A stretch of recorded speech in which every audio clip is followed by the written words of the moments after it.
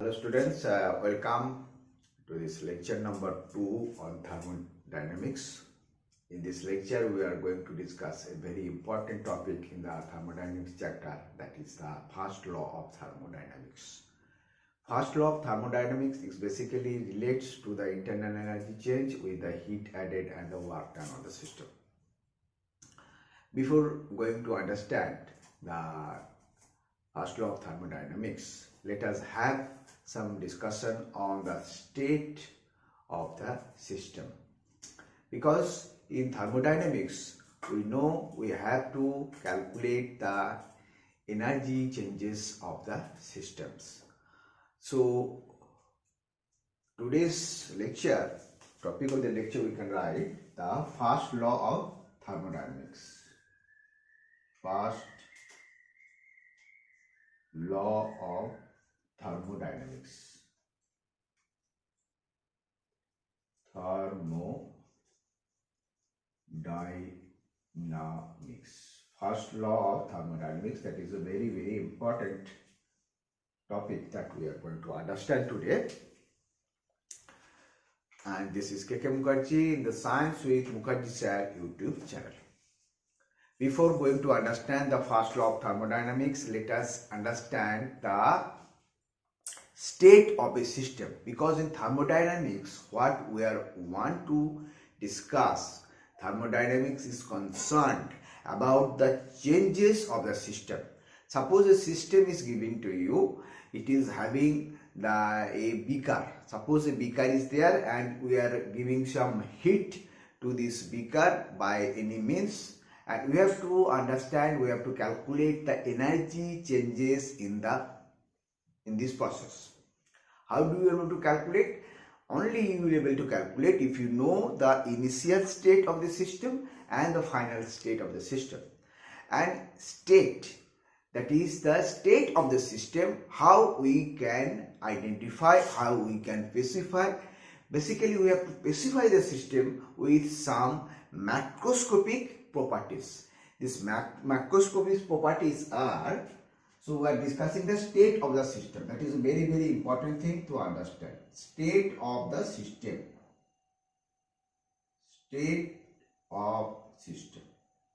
State of system is basically we want to know, because we have to calculate the energy changes, and changes we only able to calculate when we know the initial state of the system, initial state and this final state, right? Initial state of the system, initial state and final state. Then only we are able to calculate the energy changes. Initial state of the system. So state of the system is basically being identified by some macroscopic properties. As per example, I am giving you a very simple example, that in thermodynamics, suppose you have the system of some body and we have to identify its position. How do you say? Position means the systems of the state of this type of systems. Only if you know the position and if you know its velocity, then you can able to say about the state of the system. In the same procedure you have in this system of the thermodynamics, that is, there is basically pressure, volume, temperature and number of substances. That will be specified, that will be give you the details of the state of the system. So state of the system is basically being identified, basically being specified by all those properties, and these properties are called the functions. These properties are called the function of the system. Function of system. And this function of the system is basically being depend the physical value of the pressure, physical value of the volume, physical value of the temperature. this value will depend on the state of the system. That is why it is called the state function. State function. This is what it is called the state function. So this state function of state variables will able to identify, will able to say about the state of the system. That is, we very much interested to know when we are going to calculate the energy changes, right? Now another thing that we need to understand, that is the internal energy.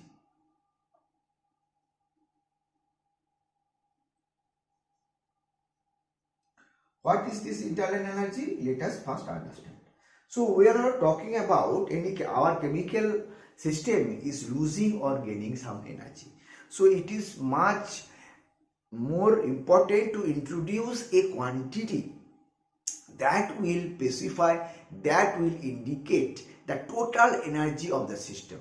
And this total energy may be composed of the chemical energy, physical energy, mechanical energy, all this type of energy, electrical energy, nuclear energy. And unfortunately, we cannot able to measure all those energy at a time.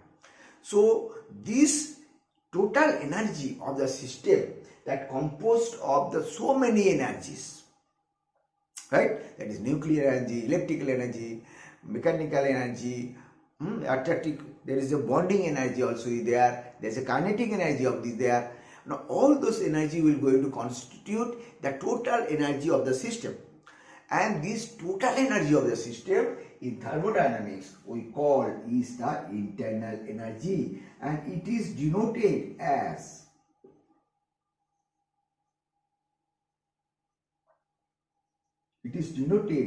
U. As we have already discussed, one important thing, that this internal energy cannot be measured in the absolute term.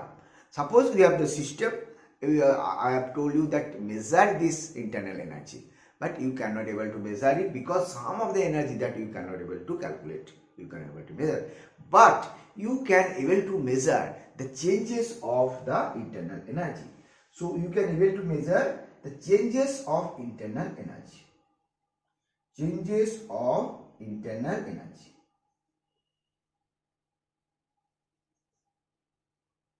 So how do you able to change this? How do you change the internal energy?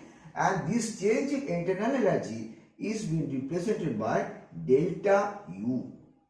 So internal energy is represented by U, or sometimes you can, in some books you will find that it will have E. And now the change in the internal energy, it is represented by delta U. So what is this? How do you able to change? There are basically three ways.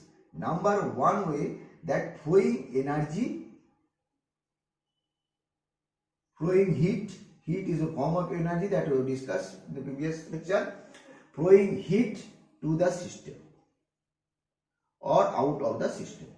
To system or out of the system. Number second thing, that doing work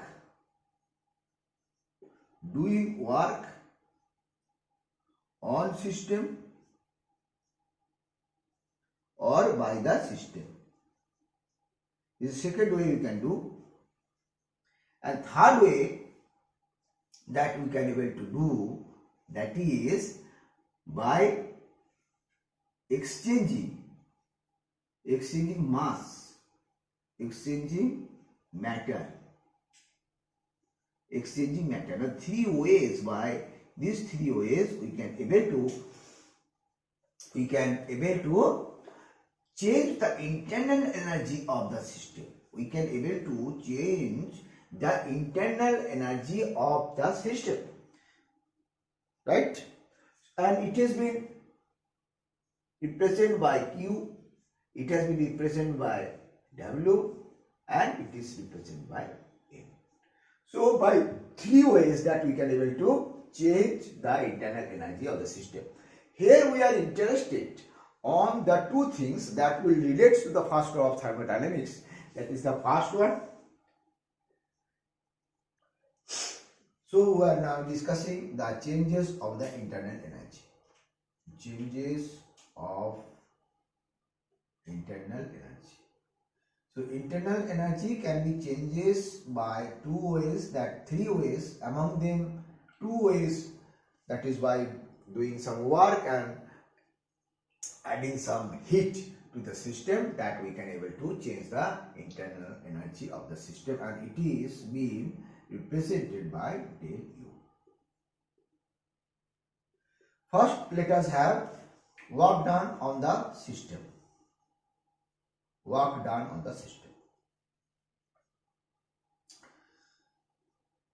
For this, we are going to take one system which is having some form of water, and it is been this water in a thermoflux or in a sealed vessel, and this will help us. There will be no flow of heat from the system to the outside. There will be no exchange of heat, and this type of system we will call it is a adiabatic system. So we are taking one adiabatic system. Adiabatic system. Adiabatic system means there is no flow of heat. That is Q is equal to 0. Adiabatic system, and the manner in which there is a change of the system, change of the state of the system is done, this is called the adiabatic process. So adiabatic system, then we say adiabatic process. And suppose we are taking one system where, suppose this is a system, this is a beaker we have taken, and it is totally insulated and it is totally covered, and mass and the heat energy will not flow, will not go outside of this system. And this system, we can say the wall of the system where there is no exchange of the heat and anything of the mass, we will call this wall is called the adiabatic wall.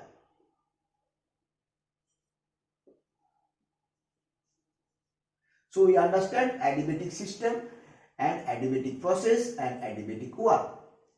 Now suppose we are going to do some work on this system, and in this system we will do this work, and we will want to know what will be the changes in the internal energy of the system, and that we only can do by specifying the initial state and the final state. The initial state, suppose the initial state of the system is identified by sys A, and at that time the temperature of the system is suppose TA, and its internal energy is UA. After that, what is going to do, we have done some mechanical work on this system. We have some mechanical work. In this mechanical work, what we do, now we have put some paddles, and this paddle will be rotating with some means, and this will rotate the water. The water will churn, and we have identified that to do 1 kilojoule of work. 1 kilojoule work, mechanical work I will do, and we will note the change in the temperature. Suppose when the work has been done, 1 kilojoule work has been done, after this you will get the final state of the system.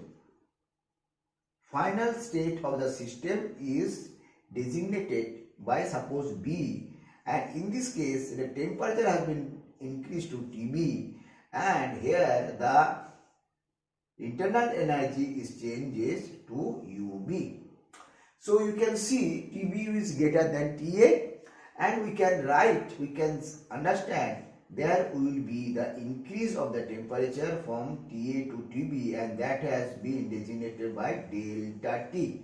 And here also you can see that UA is the internal energy in the initial state, UB in the internal energy is the final state. So we will get the UB minus UA, that will be given by the delta U.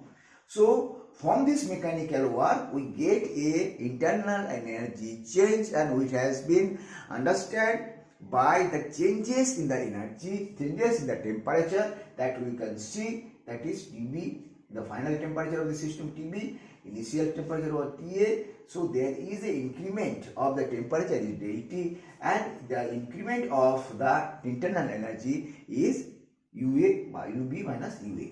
Now we do another type of work, that is called the electrical work. This is called the electrical work. Now you are doing the mechanical work, then we have done the electrical work. Electrical work. Electrical work, what we do, the same amount of the work we have done. Same amount of work, right? Same amount of work. Amount of work, that is what? 1 kilojoule. And what we do, we have put some immersion rod on it, and we will do some electrical work, that is amount of kilojoule, and we note that temperature increase. And what we understand, that is a very interesting thing to understand, that is with the same amount of work, we found the same rise in the temperature. So in that case also we found the same thing that we have observed in the previous one, that is initial state. At that time also initial state that is the TA, temperature TA, and the internal energy UA, and after this there is a temperature has been increased to TB, same temperature has been increased, and internal energy naturally will be same. So we understand one very important thing. In the electrical work, same amount of electrical work we have done, that is by putting the immersion rod, and we observed the same changes in the temperature. And this type of experiment done by the Joule itself, scientist Joule, he himself done this experiment, and he concluded that irrespective of in which way we done the work, that is not important. That is, path is not important. Important is the amount of work done. For a given amount of work, irrespective of the manner in which this has been done, has created the same amount of work, create the same changes in the system that we can see here. In both the cases, when we do the mechanical work and when we do the electrical work, it will give the same result.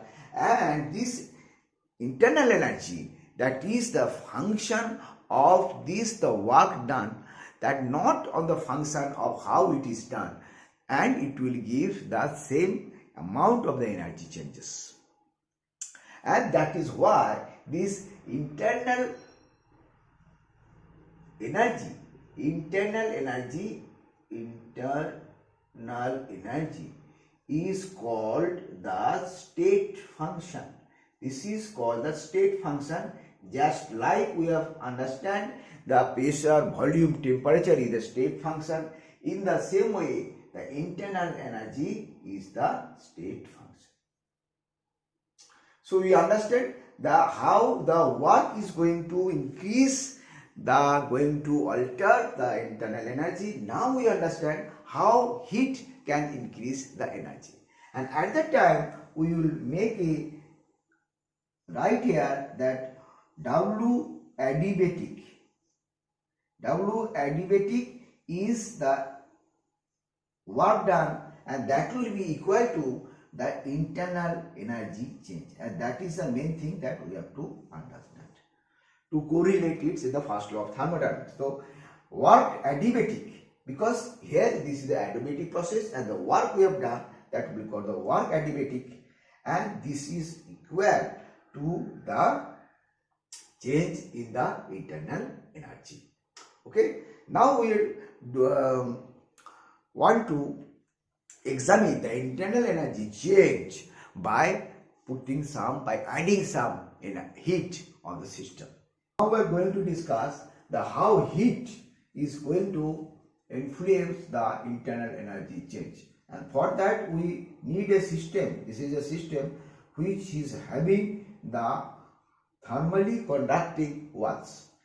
Previously the walls was adiabatic walls, now it is thermally conducting walls, and this system has been kept in a heat reservoir that is having the temperature Tb, and here the initial temperature of this Ta, and due to the difference in the temperature of this system, temperature is lower, and the heat reservoir, this is basically the heat reservoir,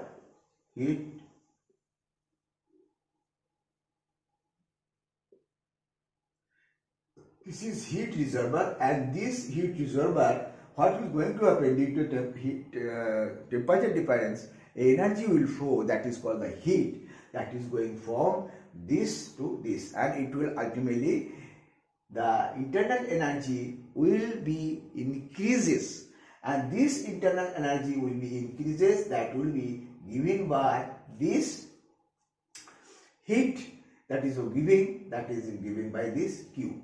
So we can see here that when we are putting this system in a heat reservoir, the heat energy in the form of the heat has been flowing to the system, and it will increase the temperature, it will increase the internal energy of the system, and that will be given by this. So in this case, what is going to happen, as because it is in the constant volume, in the closed container, so internal energy change will equal to the heat added. So we are now taking these two things, that is the mechanical work and the heat added, in a general form, that where we are change the energy of the system by doing both the things. At that time we can write the change in the internal energy U is equal to the heat on the system, heat added or heat being extracted for the system Q, and also the W. So this is the mathematical form of first law of thermodynamics, that internal energy change is equal to the Q and W. Q is the heat and W is the work done on the system. And from this mathematical expression, we can interpret something, we can understand something, that is the first law, energy of conservation. When Q is 0 in the isolated system, what is going to happen? Now no heat is added, no heat has been absorbed from the system. So Q is 0, and also there is no work done on the system. At that time W is equal to 0. So at that time del U will be also 0, and this will give a energy of conservation statement. The energy will neither be created nor be destroyed. Second thing, we can conclude from this first law of thermodynamics that it is impossible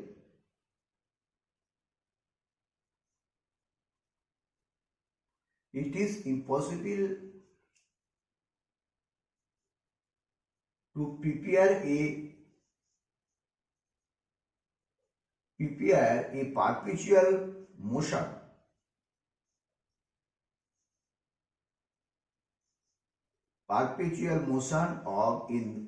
in machines.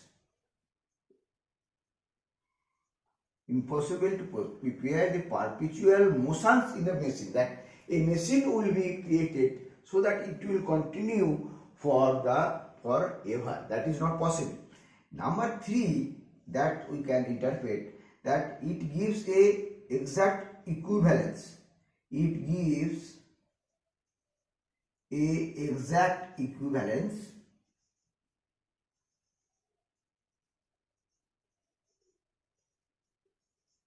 of heat to work. That is given by 1 calorie is equal to 4.184 joule. So from this first law of thermodynamics, we can have such important informations. Okay, I think that is understood. Now we are going to do some numericals. One is filled with 0.04 mole of an ideal gas expands reversibly from 50 milliliter to 375 milliliter at a constant temperature of 37 degrees Celsius. As it does so, it absorbs 208 joule of heat. The value of the Q and W for this process will be, there is an option is giving and you have to say which will be the correct option. And by using the law of thermodynamics, we can able to do this very easily, that internal energy change, that is equal to the Q plus this. This is the law of thermodynamics, mathematical expression. In the isothermal process, what is going to happen, that del U is equal to 0. And when del U equal to 0, so you will get Q is equal to minus W. So what is going to happen, that when we give some heat, that is 208, then what will be its work? So you can see here work and heat, that is amount of this will be same, but work will be minus and the Q will be the plus. So in this case you will see that when we give some 208 joule of heat, then its answer will be C. The Q will be 208 and W will be minus 208 joule, because when the heat is absorbed and it is expanded reversibly, at that time the work will be done by this, and that will understand why it is minus, because it is a convention that when the system dumps some work, it will be given as a minus. When do some work on the system, that will be given as a plus. So C will be the correct answer. And in this way, the thermodynamics, first law of thermodynamics, had been applied in different numericals, you can see. So that is all for today's lecture. In this lecture, we have discussed in detail about the first law of thermodynamics, how it has been, the internal energy is changes with the application of the Q and W, heat and the work terms. That is all. If you like this video, you can share to your friends. Thank you very much for watching.